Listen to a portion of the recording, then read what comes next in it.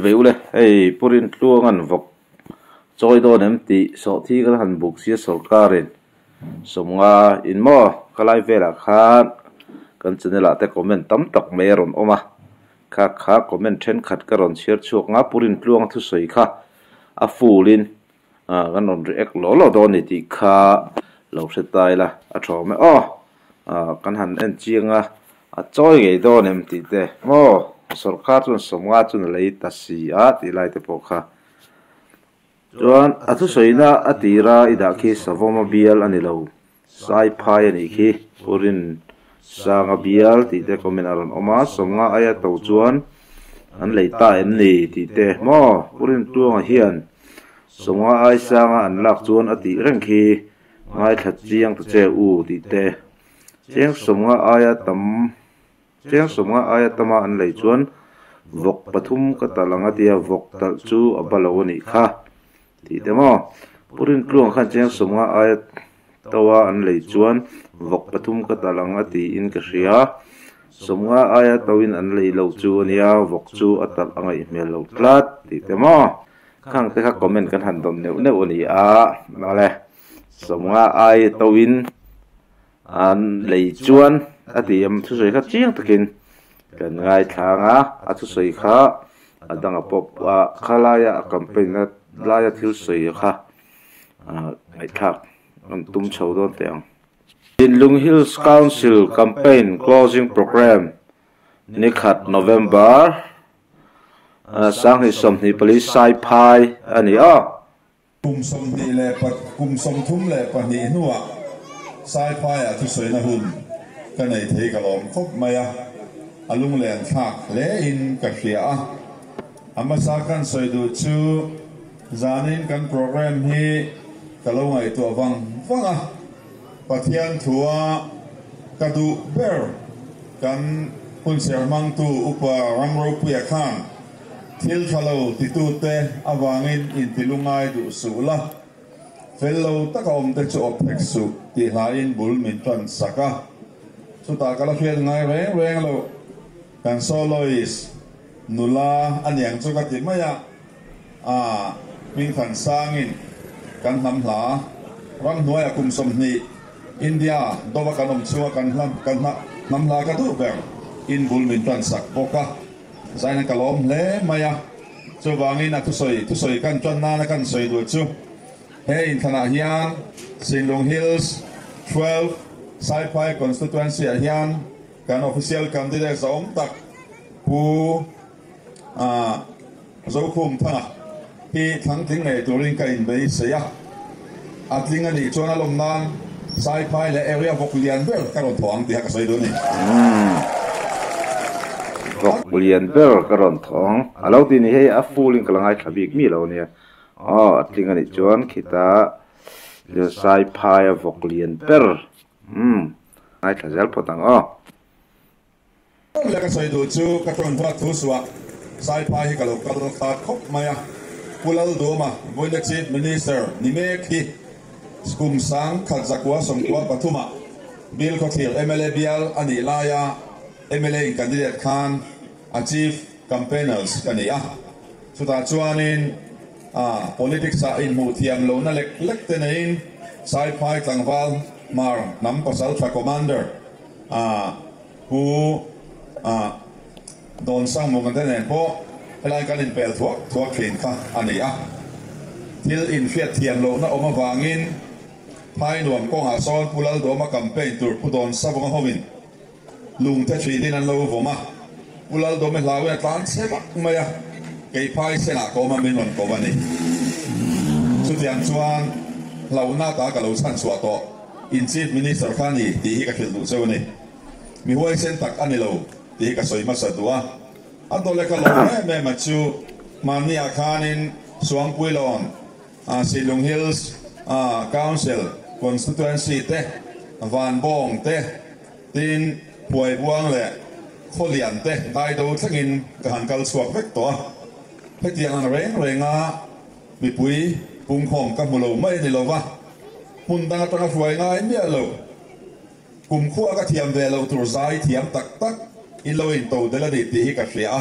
kalom le ngày thang nom cái tia chú ai mà chuan kan tlang val lam thiam tak tak kha disco dancer te kan nin ka thia alo mom ka ti tak set ani chu wang chuan sai pai mi pui zong zong te chunga lu sei tong in lom thu ka sei ni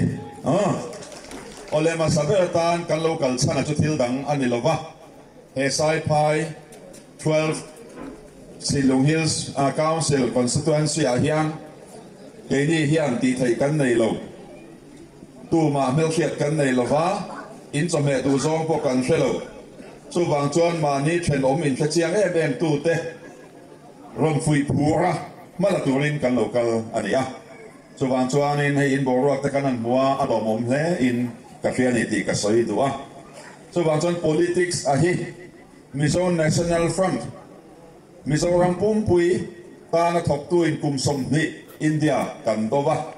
chu ta chuan lu sei tlang walte mar tlang walte tha do tlang walte bom tlang walte he ta pang tlang walte dumka tlang walte gorkhali tlang walte din bengali tlang wal thangin kha na movement a khan kan omani kaipo atop thangin Mizo National Army officers ni in ren na wangin kalau hong ani chumin huwa din mun sang so duin kan mar tang walte an commander singa po ka bodyguard thin te pon omani chu ho chuan thei tok in chua wangin he Silong Hills Council hi alo piang ni ti ka thil du chewa chu wang chuan lon la a kan vote za omna min lei tu ma local hi mar tang walte in do ngam lo ni chuan lo ri chuang a sai lo a rom to wang ti ka pelang chu ka do ngam ani ti ka thil du chewa ni chu wang chuan zanin hi hun poi mo tak ani in dam le in thir kar omani ka tong in huat thu suwa he sel lui MLA constituency chunga abik takin helai sai phai le chevel phai nuam te he ta sai ha pui vi te ramri abuaya har satna in to piagin tu party nge local china thingam lu po dei thin in fen MNF lo yan local ngai lo MNF asol khara piangin helai area mi pui te kan u nau te ro pui ni lang china ni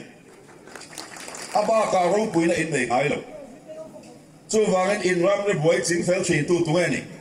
atula ni chuan mi zo tlang war thi sen chuak khopa India vai do china ti tu party nge ni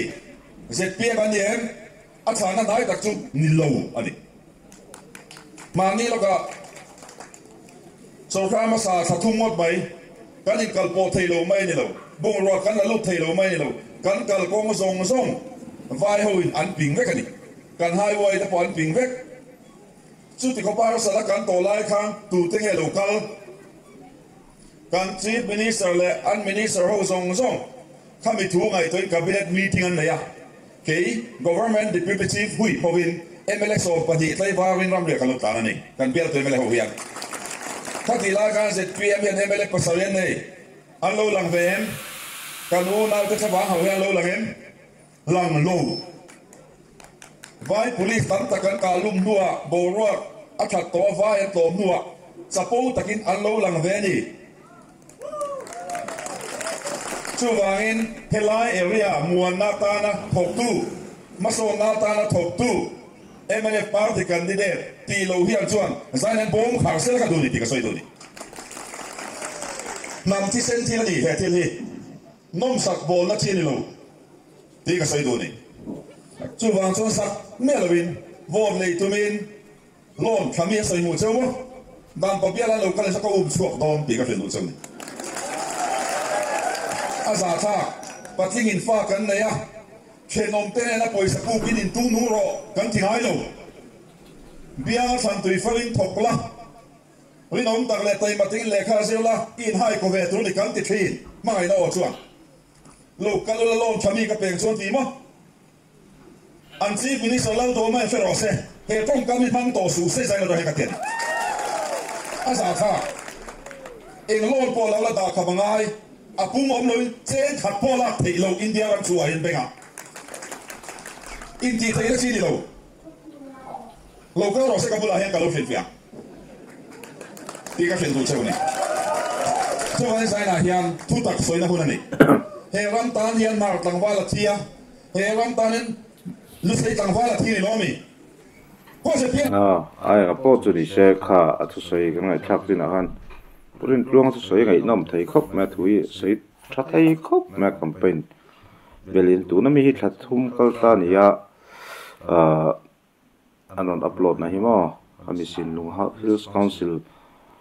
constituency thanna a thu sei campaign a thu sei khan ta ke pokalo wa tha chuak mi lo hei ti mei te ang a video toy te non siam vok pathum ka talang so thi ngan lei chuan ke zia ti vel kha kan lo mel riat deuh mai ani kan ka video ma sa po kan se deuh kha ti chot kan ngai tha tu na ka eloi ka voi khat ngai thak na ve thori lo sei tha le mai thu chu mo thu lo sei pop khop mai pon se tu na kan reaction chu vok elo ngem a choi gem ti ve la kha ni mai ta kar tangai chu non se ka tum pak lo ma sa thu sei tha deuh deuh hi ron tar lan chu ve la shim kan tum don ani manom hadi lai khan Robin kala siam lai khan ko ya se pe manom sai pai mi to ni fian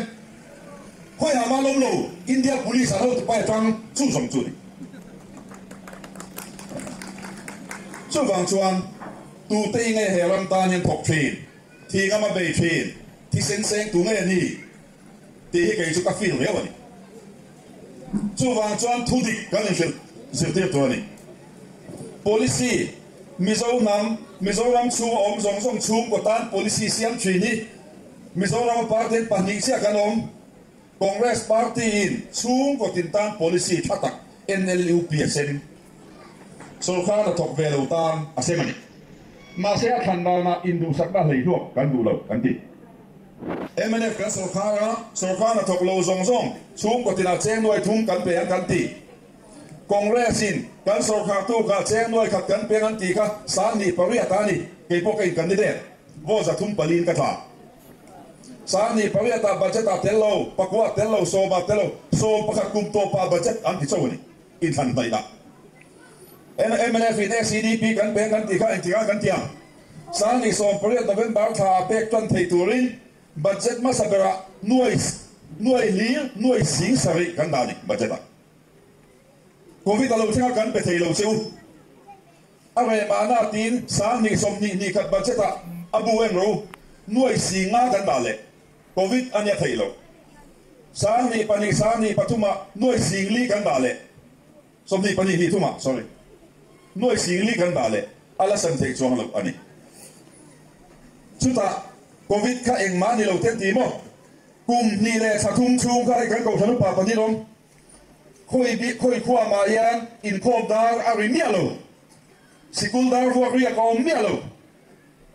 kum ma sor kha tora kum ni le sa thum chung kan ni pha khip tat ani in emeleten mi har sa tan pui tur kan ron pon in khokal kong apo na in hunga ei tur pek le thei lo khopin pui kan bawani pui kiam chon mo tia ram boya kan kap le sa thum chung ani kum ma sor kha tura kum ni le achan ve ka kan che thei mialo ani chu mi nu ang tin mo kum ni le achan ve chu kan budget nuai liu nuai sing thum chuang central emin pe thei lo chu in emele som ta ke na in bial ta na tho tu le nu sor kha rom to cha thok nem ber lo mi hei ka soi tu ni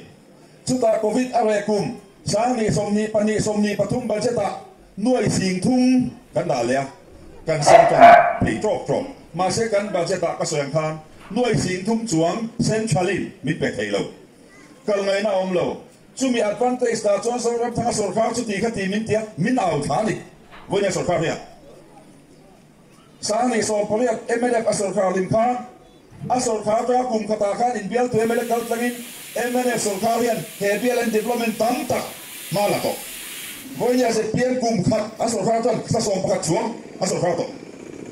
Kiu tik lung khát po development ala ron da lo hi, voi nhà vote lak ti mo. Christian kali pui tu pui tu, ngay tua chia rồi. Thôi hết pui sa, budget akan pas pui kha. MNF la kan man lo, budget number kan man lo. Sai thang le dan, nuôi sĩ khăn lệ sang nga SEDP mi kan da DI sidani an thi ni lomi he bia la mun pia ching tu tam takinom ka bia la ko la tam ber kan ni mun pia mi le saken ka sarkar vele mun pia so thing marcha so thi ayen kan le ti tu ta ka an le em ege se so na in bia te mele kan so khana soi phải thar kan le an kan ti hi tong ka soi kan ni fil fi angai dia ti dai Philippines này cho cần lấy anh thì Philippines chú Âu opposite lấy lo phẳng tiền đi, à bà cũng thấy đâu, tu nào có cái man mồ ta cả, với nhà in sang Anh sai cần thì cho, so thi thằng ba in sang Pháp man tu đi, so thi anh lấy lo phẳng, để bây giờ so thi chi xong xong đi, cái gì à, xong ngay ta mình lấy đi cho vượt bắt thum cái thằng del sang chung, anh lấy lo phẳng, ôi sao không? Khá cái này soi khó mà comment rồi tấm tập khai này ta này mà sống ai tâm à anh lấy chuan thì khai lại thì ngay là nó lấy lo thi thằng ba in sản phẩm mình tu đi so thi anh lấy lo phẳng để bây giờ so thi chi xong xong đi cái gì à sống ngay ta mình lấy đi cho vượt bắt thum cái thằng del sang chung anh lấy lo phẳng sống ai tâm anh lấy này chuan vọc bát thum cái tal bel sang cho thì sống thì lâu sống chín anh lấy này chuan po thì lâu chuan purin luôn chuan soi dik anh ấy trông ai khác chuyện chuan sống ai tâm mình sẽ PM sarkar thì lấy lâu tất anh ấy mà sống ai tâm cái điều ngã khát ta là ngay thì na anh ấy chứ ole anh comment nó tâm tất cái lâu chuột khá sống ai tâm thì ni soi hi dam pa biela abiel chunga so thinga an leita si sarkarin vok choi do nem ti kha kan lo kontina kan lo da kha songai dam pon lo choi se dam pa biel chuna vok tel kha kan ei thei chung lo ti kha hriat tai la hi da sin lu Hills Council lama mo sai phai lam de ni thu sei na hi ale sai phai ho chunin le somnga ai tama sarkar lo le ni chun purin tuang vok talan ei nge chu lo be sita an lei lo ni chun purin tuang ko somnga chinan le ni chuan somnga ai tamin khoya man le na kan thelo wa sarkarin mo chuan vok chu choi thei lo ti kha thuk nan siam mai la thaw me kanin hial na sabra thanin choi ro se ti te pokhan lo khamo le thu soi hi a tha ka ti riu me ngai nom ka ti riu wa e pok lo ngai tha thui mi lo wa rei vak lo ngai thak chun jom kan tum lenga bác chú còn được tàu đó nữa. Bên cạnh này xung đột cái xiềng mấy chăn đông vùng đồn. Chút tiếng Anh sổ khác chú với những giặc miệt là vin. Cần tin là nó xiềng không?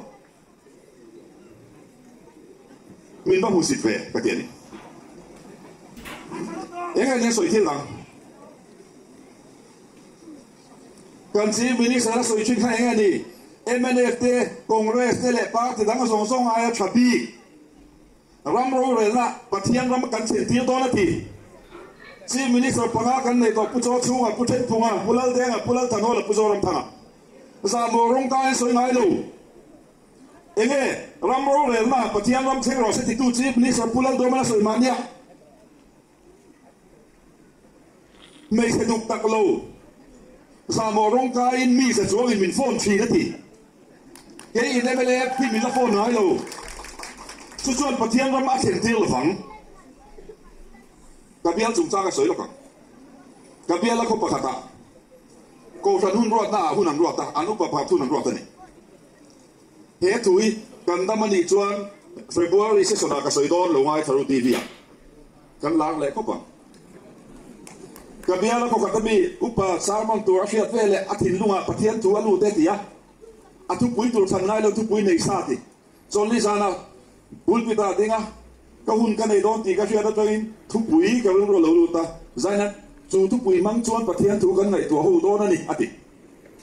chu chu hi ni ki thil dei ka ti nung ro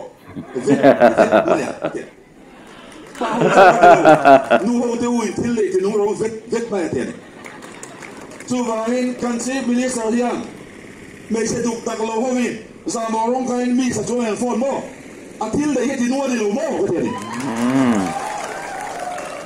ale bon ti che vai kan ron riak don chuanin rei lu tu kong ti ka hlaw ngai nom khop mai putin tlong campaign hi bial chung vela ron campaign pa ngai thla kan nuam thin khop mai thu soi hi thu soi nu kan ti nge ngai thla kan nuam thin ba ka ama hi tang na teng pokamo thil ti thu dik nia riat ve ka ri nai tun soi huai thei pop khop ni ka ria mi ji hi chi ka ma hi pa huai sen tak ani po kan ring ani chuanin khati chen kha han ni phot se rs zovi di channel a then chunin lo en to thoka ma sei karin ai hian en tu hi anei nga lutuk lawa 3 months ago lo nia da khanin thu soi ngai nom takani ti kha ri in lo va na lo va sap turin kan ngen sak ve chuni kan ngai ben zong te kan ngai thak du zong te ani chun ole hei kan nin ti mangin top na kan sei la zoyanga tam tham man lo se chung kon ni chu kan YouTube lak lu tong te kan han lem te mani se kan han in pe chho ve ta tron puina te